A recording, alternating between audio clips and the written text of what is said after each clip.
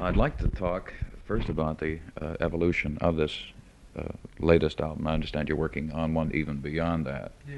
But the Who Sells Out. Could you tell me something about the original idea behind it, the inception, and then let's carry it through to the recording and see if we can get an idea of how the Who work when they're in a studio?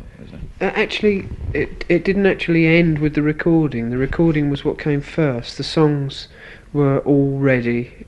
I mean, not the ones referring to products and not the commercials, but in general, the normal recorded material was ready, and then we looked at it and we thought, well, are we just going to put all the numbers on a record like a boring old album, you know? And we didn't do it with our last one, and we didn't want to do it with this one, and I don't think we ever want to do it. And a lot of people are getting away from it these days. Everyone's trying to think of something new, and so I noticed there was a Coca-Cola commercial which we'd done, which could be used. It was an instrumental, and that gave me the idea, well, let's put the Coca-Cola commercial on the album, you know, people would dig it, and it's humorous and that kind of thing, and then it led to this other thing. I thought, well, let's have one side of excellent material, and on the other side we'll do lots and lots of commercials.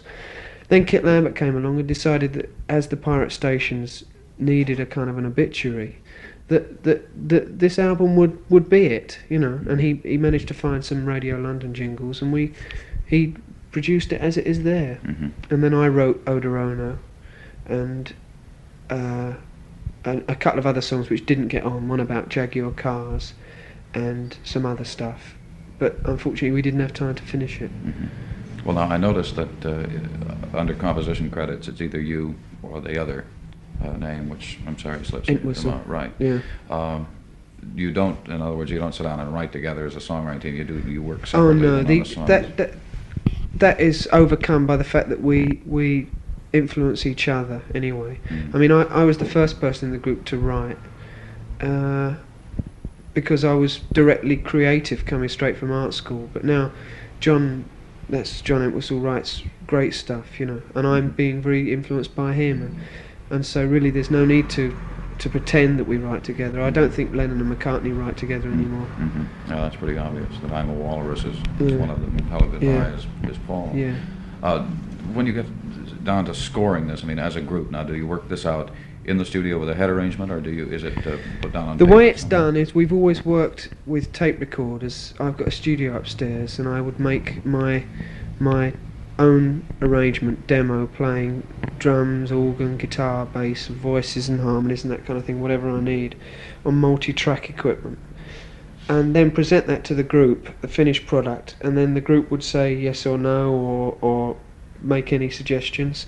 Then they'd apply their particular sound. I mean, what I do, for example, on the guitar upstairs is entirely different to what I do with the guitar in a studio. Like, I don't know, it's me in one half, and then as a member of the Who the next time. The Who has got a kind of a particular sound which defies any kind of arrangements, really, and it just comes out, you know, and it's very good to have a solid an arrangement in the song beforehand, otherwise the whole thing crumbles, you know. Where do you think that sound came from? Now, I hate the word influences, but I know that we all, you know, our ears are always open. We're always being influenced by many people. Who do you especially like? Well, I like to think that my particular sound was something which influenced other people and wasn't directly influenced, because I never used to rate guitarists highly that I'd seen around London. I'd never seen Eric Clapton, who was, you know, really brilliant. You know, I never got to see him till a couple of years ago, actually, and my major influence were records, and there were people like the guitarist with Booker T, Steve Cropper, and the guitarist with a guy called Lowell Fulson, Buddy Guy, people like this, blues roots mainly, Chuck Berry, and I just wanted to make what they were doing, and people like Bo Diddley, you know, what music they made with the guitar, their extensions even wilder and more visual in terms of the kind of person I was at the time. I was what they called a mod, you know, in other words, you know, kind of a smooth look but with kind of an aggressive, meaty inside. It was highly considered, but it became such a part of me so quickly, you know, that I started to play real music for the first time. It was coming from me, you know.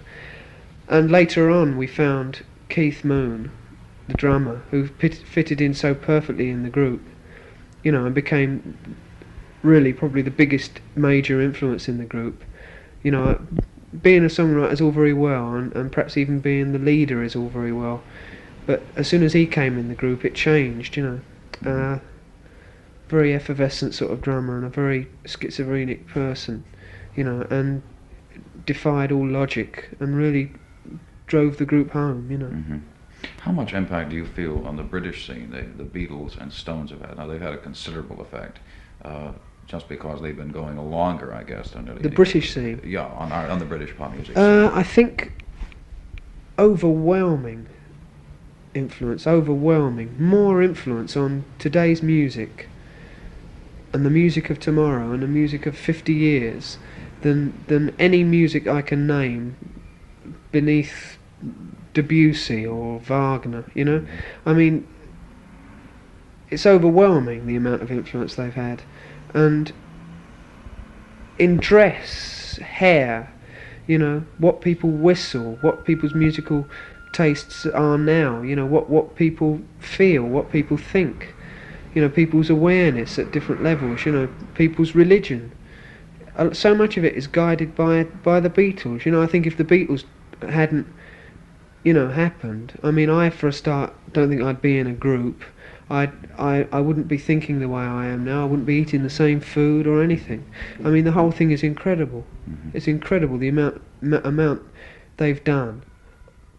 And you know, if we're thinking in terms of kind of infinite presence, you know, they're now, really. I mean, they are now.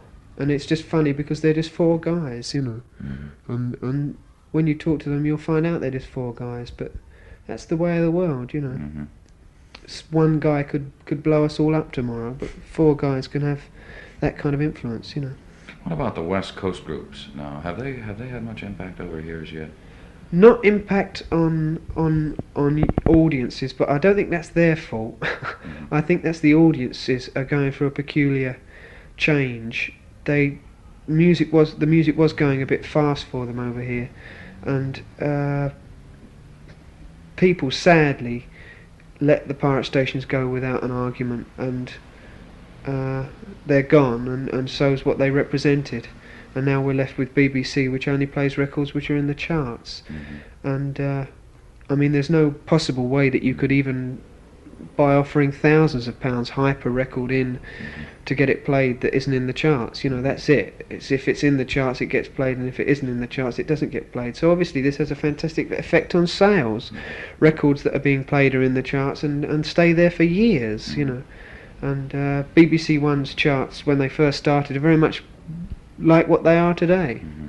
Musical tastes change very, very little. There are a few new groups in the charts, but they're pop songs, they're commercial, they're producers' stuff. It's a producer that's gone out and got a group and a song. A&R men hits, very much like the days of Phil Spector and the early Bob Crew things, where the producer makes the hit, you know. Yeah. And no longer groups writing their own material, no longer kind of human music. It's kind of factory made again, you know. Well, the reason I brought that up, because it seems to me, at least to my not so trained ear, that there are, well, of course, you're basically interested in the same vague area, which is blues, or an extension of it, urban blues of some sort, which is brought up to date, and that's what the West Coast groups are doing. That's what the Who has done, and I just wondered if they might have, you know, if you had listened to the Grateful Dead and felt any kind of... Well, me, I've certainly listened to them, and I think, although the Grateful Dead do grate a bit on my ear, I know they're good, mm-hmm. but I can't find a lot of San Francisco groups easily listenable. My favourites are the ones that are easy to listen to, and that's Moby Grape, Country Joe, mm-hmm. Jefferson Airplane, and a few others that I've seen. Country Joe are definitely my favourites. They're so funny and so humorous, and I don't know, their approach is so natural and human, you know. Mm-hmm. And I think they're the music of the West Coast today, and I think they avoid a lot of the cliches that people like the Jefferson Airplane go through, and a lot of the scary harem stuff, you know, which is old stuff. Nobody wants to blow people's minds anymore. people have had enough mind blowing. Now they want to be entertained, and people like Country Joe are there to do it. What about Jimi Hendrix now? For some reason, when I think of The Who, I think of Jimi Hendrix too. I don't know why that is. Maybe it's just because you appeared back to back on the Monterey concert, but you've had kind of a close relationship with him, haven't you? Well, if you think of how relatively new his group is, the effect that he's had on us is sensational, really, on me. I mean, because in some ways it was a mirror image of what I'd always wanted to do. I mean, not so much a mirror image, but someone doing what I'd always wanted to do. For a start, he commands his group. He's got a very similar drummer to us. In fact, the drummer that he uses was originally going to join us. His bass player's a big fan of ours, and there he is in command, kind of electric character who can play the guitar 6 times as good as I'll ever be able to, using feedback and using visual things which which to me took, I don't know, so much consideration and kind of practice and this kind of thing, seemed to come to a person so naturally and seemed to be so turned on by his own music. I just really enjoy watching him so much and enjoy his music so much. But that's where it ends, because secondly, I'm a composer, or firstly a composer, and I'm not a soul merchant of any kind. I can just about get into some of the cleanest, crispest soul, but I mean, I'm obviously moved by blues and country blues, but my music is my music, and that's about it. That's my thing, and I find Jimi Hendrix is just another mind blower. One of the most incredible people I've met. And speaking of composition, since we're there, Paul Simon told me that music especially comes very hard to him when he's composing. The lyrics come easier. Do you ever run into snags like that? What comes easiest to me is titles, and I've got a mate, a buddy, who's a great title merchant. He always comes up. He's a drummer in a group I used to produce who wrote a couple of tracks, or one track on that album, Harmonia, City in the Sky, and he's written another one which is far superior to that.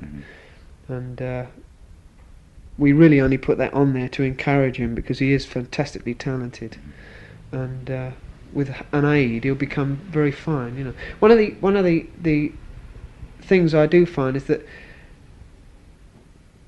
once I've got an impression of a song, that's it. Once I've started, once I've got a lyric, once I've got a tune, after the title, I can't change it. I can't physically bring myself to do a kind of a hash-up rearrangement of it. If it works, it works, and if it doesn't, I shelve it. And I've got thousands of shelved songs, which probably with a bit of rewriting could be hit records. But you can't work that way, because if it just comes out, then it has the same effect to people at the other end. It just hits them the right way. If it's factory made, commercial considered pop with a juicy middle eight and a kind of a surfy ending, you'll never get it together that way. It's got to come straight out, and if it works, it works. So it's the same as most things. I think pop music is probably one of the kind of most basic forms of art. Like modern painting, where they throw a load of junk on a screen, and if it happens to work, it works, and if it doesn't, they throw it away. It's very much like pop songs. They either hits or they're flops. Do you feel that the music is becoming more personal, perhaps to you? I know that in the case, I would think of Lennon and McCartney, that definitely we've seen the music come closer to being an expression of something that's deep within, say, from Penny Lane to Love Me Do. There's a lot of change. Do you see that happening with your group, expressing more of yourself in the music, more than just mood and spoon? Funnily enough, one of my restraining influences in that manner is our manager, Kit Lambert, who this year wrote on his wall something like, I will strike an all-time intellectual low this year, signed Kit Lambert over a sixpenny stamp, which makes it very difficult to project any kind of theology, philosophy, or any me at all. And I think it's a good thing, because I'm working only via the Who, you know, and I'm not really interested too much in projecting myself, but very much in projecting the group, and you know, the group is like my life in so many ways. It's my motivation to do. Well, it's been my motivation and made me what I am now. You know, I mean, very well I might be able to go on later on and do other things, but you know, right now, it's the group, and I think the Beatles are in a slightly different position. I think they're very lucky in that they oh dear. I think the Beatles are very lucky, really, because their situation is unique. They're highly successful and as individuals, and highly successful as a group, and they've had the courage to speak publicly as individuals, and to speak openly as individuals, and to project themselves on records as individuals. I mean, George Harrison's numbers are obviously, you know, reflections of his thought, and Ringo's numbers are obviously him being slightly dug at by the rest of the group humorously. And bit by bit we begin to learn that Paul and John write entirely different kinds of songs, you know. And this is something which won't happen in our group, because I'm still basically the writer of the singles. This might change, you know, but at the moment that's the way it is, and so basically I'm the kind of the controller. I do most of the interviews and things like this, you know. I mean, I'm the mouthpiece of the group, and yet I obviously only say what I want to say, I think, and so it's very difficult, really.